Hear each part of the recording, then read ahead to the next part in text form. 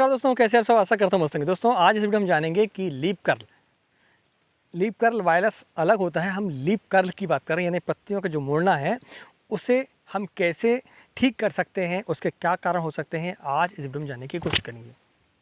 तो उसके कुछ 5 पॉइंट होते हैं जिनके कारण जो है हमारी फसल पर लीफ कर्ल आता है, यानी कि पत्तियों का मुड़ना आता है। उन पॉइंटों को हम जानेंगे। चलिए इस वीडियो की शुरुआत करते हैं। मैं हूं राकेश साहू, आप देख रहे हैं एग्रो जीवन बातें किसान की। आज इस वीडियो में हम 5 पॉइंटों के आधार पर जानेंगे कि हमारी फसल पर लीफ कर्ल क्यों आता है, यानी कि पत्तियां क्यों मुड़ती हैं। पहला पॉइंट है दोस्तों थ्रिप्स। थ्रिप्स जब आपकी फसल पर आ जाता है तो आप देखते हैं कि थ्रिप्स कहाँ होता है, पत्तियों के ऊपर होता है। जो आपकी कोमल पत्तियां होती हैं, जो आपकी ऊपर की पत्तियां होती हैं, छोटी पत्तियां होती हैं, वहाँ पर थ्रिप्स अटैक करता है और वहाँ पर पत्तियों को खरोंचता है। तो खरोंचने के बाद पत्तियाँ क्या है, ऊपर की तरफ मुड़ जाती हैं। तो आप समझ लें कि वो जो है थ्रिप्स के कारण है। सबसे पहले जब भी आपकी फसल पर पत्तियां मुड़ती हैं तो आप सबसे पहले उसको जानने की कोशिश करें कि ये किस कारण से है। इसीलिए हमने इस वीडियो को आज बनाया है, क्योंकि मन में कन्फ्यूजन रहता है। काफ़ी लोग ये समझते हैं कि पत्तियां मुड़ गई यानी वायरस आ गया। तो हम इस वीडियो पर यही जानने की कोशिश करेंगे कि किन किन कारणों से पत्तियाँ आपकी मुड़ती हैं। और एक विशेष पॉइंट होगा हमारा वीडियो के लास्ट में, जिसमें मैं आपको बताऊँगा कि आप खुद भी पत्तियों को मुड़ने के लिए जिम्मेदार होते हैं।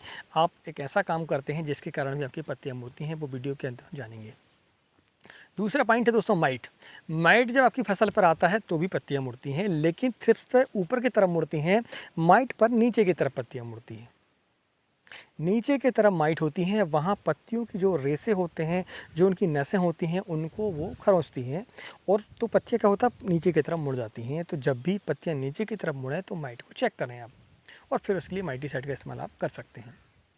तीसरा पॉइंट है उसका वाइट फ्लाई। वाइट फ्लाई छोटी छोटी वाइट फ्लाई होती हैं, मक्खियाँ होती हैं, वो जो है रस चूसती हैं और पत्ती हमारी ऊपर की तरफ मुड़ती हैं। तो आपको ध्यान देना पड़ेगा कि वाइट फ्लाई तो नहीं है। चौथा पॉइंट है वायरस, लीफ कर्ल वायरस जिसे हम बोलते हैं। जब आपकी फसल पर थ्रिप्स आ जाए, माइट्स आ जाए, वाइट फ्लाई जाए, तीन में से कोई भी आता है तो आपकी फसल पर जो सेकंड स्टेज होती है वो आती है आपकी वायरस की।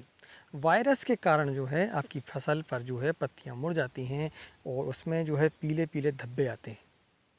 पत्तियां सिर्फ मुड़ रही हैं तो वो वायरस नहीं है।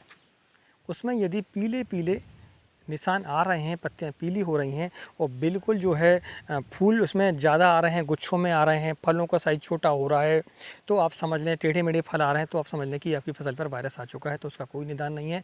आपको पौधे को उखाड़ कर उसको दूर ले जाके फेंकना पड़ेगा और दूसरे पौधे फिर लगा लें वहाँ पर। उसका कोई निदान नहीं है। हाँ, आप चाहे तो बैक्टीरियासाइड, हमारे वायरिसाइड आते हैं, उनका इस्तेमाल करके आप अपनी फसल को पहले से यदि प्रिवेंटिव रूप से काम करके चलते हैं तो फिर कुछ आपका हो सकता है। और वायरस ना आए इसलिए आपको सीधी सी बात मैं आपको बता दूं, ये जो 3 पॉइंट है, थ्रिप्स है, माइट है, वाइट फ्लाई है, इनको आपको कंट्रोल करके चलेंगे आप तो आपका वायरस नहीं आएगा। नहीं तो फिर आपकी फसल पर वायरस आना तय है, खासकर मिर्च है, टमाटर है, आपकी शिमला मिर्च है, इन पर। तो ये रहे 4 पॉइंट आपके। अब 5वां पॉइंट है तापमान और स्ट्रेस।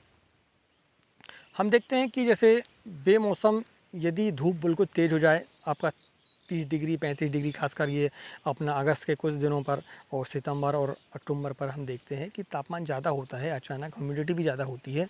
तो उस समय पर पौधा स्टेज पे आ जाता है और फिर पत्तियां वो मोड़ लेता है। खासकर दोपहरी के समय पर हम देखें तो पत्तियां मुड़ी ही आपके नज़र आएंगी। तो आप समझ लें कि ये तापमान के स्टेज के कारण है। ज़्यादा बारिश के कारण भी होता है ये, और तापमान ज़्यादा होने के कारण भी होता है। तो ये रहे दोस्तों 5 पॉइंट। अब इनका निदान क्या है? निदान यही है कि थ्रिप्स यदि है तो थ्रिप्स के लिए आप जो है रेजेंट का इस्तेमाल कर सकते हैं, जब का इस्तेमाल कर सकते हैं, डेलीगेट का इस्तेमाल कर सकते हैं। माइट के लिए अगर हम बात करें तो ओमाइट का इस्तेमाल कर सकते हैं, ओबेरॉन का इस्तेमाल कर सकते हैं और एबासिन का इस्तेमाल कर सकते हैं।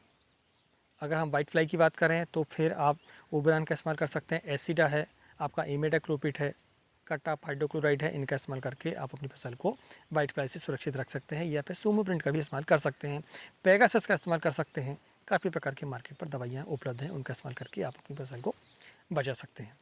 चौथा है वायरस। तो वायरस के लिए मैंने आपको पहले बता दिया, यदि 3 पॉइंट आपके कंट्रोल हो गए तो फिर वायरस आपकी फसल पर नहीं आता है। और समय समय पर COC है और कोसाइड वगैरह है, इनका इस्तेमाल आप करते रहें और एंटीबायोटिक का इस्तेमाल करते रहते हैं तो फिर आप देखें। और आप जो है पौधे को पोषण जो है अच्छे से देते रहें, माइक्रोन्यूट्रिएंट वगैरह, तब वायरस नहीं आता है। 5वां पॉइंट है तापमान स्ट्रेस। तो उसके लिए आप कुछ नहीं कर सकते हैं, थोड़ा आपको सब्र बना के चलना पड़ेगा।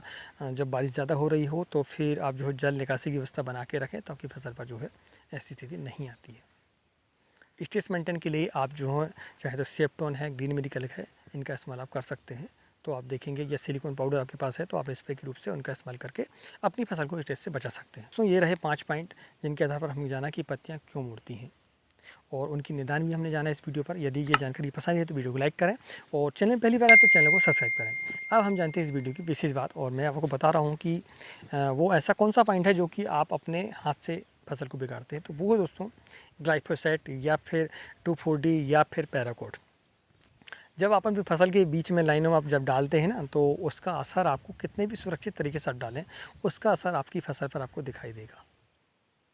ध्यान दें आप कि जब भी आप ग्लाइफोसेट डालें तो नमी कुछ ज़्यादा ना हो, नमी तो चाहिए उसको लेकिन कुछ ज़्यादा ना हो। आप छोटे पौधों पर ग्लाइफोसेट का इस्तेमाल कर सकते हैं नीचे, लेकिन जब पौधा आपका बड़ा हो जाए तो उस समय पर ग्लाइफोसेट का इस्तेमाल आपको नहीं करना चाहिए। पैराकोट वगैरह का भी असर आपको देखें आप टमाटर में, तो उसकी पत्तियों का जो साइज़ है वो बिगड़ जाता है, बिल्कुल बेढंगी हो जाती है। 2,4-D तो बहुत खतरनाक है। तो इस तरीके से आप देखें तो अपनी फसल को सुरक्षित रख सकते हैं यदि आप नींदनाशक का पहले इस्तेमाल करें, छोटा पौधा रहे तब, बाद में फिर निदाई वगैरह करके आप अपनी फसल को खरपतवार से नियंत्रित कर सकते हैं। तो आप देखेंगे आपको ये समस्या नहीं आती। जानकारी कैसी लगी प्लीज़ हमें कमेंट करके ज़रूर बताएं। यदि और कोई सुझाव हो आपका तो भी आप कमेंट के माध्यम से लिख सकते हैं, और यदि आपको कोई सवाल हो तो भी आप लिख सकते हैं। मिलते हैं अगले वीडियो में, तब तक नमस्कार, जय हिंद, जय किसान, जय जवान।